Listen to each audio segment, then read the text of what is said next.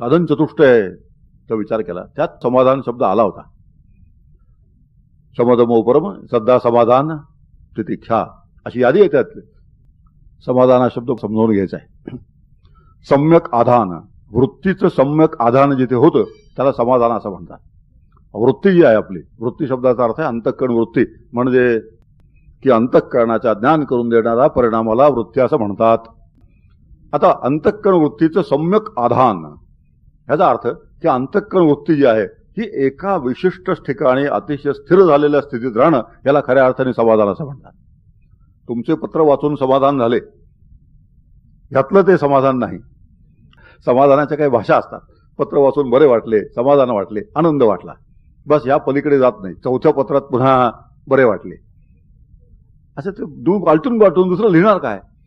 तर सम्यक आधान शब्दाचा अर्थ आहे की अंतःकरण वृत्ती एका विशिष्ट ठिकाणी अतिशय सुस्थिर राहणं याला म्हणतात अंतःकरण वृत्तीचं सम्यक आधान, अन्याला समाधान असं म्हणतात. आणि ही जी समाधानाची स्थिती आहे ही परमार्थामध्ये अतिशय मोक्याची जागा आहे.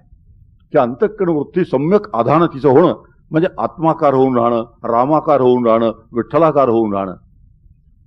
अशा पद्धतीचा जो विचार आहे हा विचार समजून घेतला तर समाधान नावाचा काय प्रकार आहे तो दिसेल.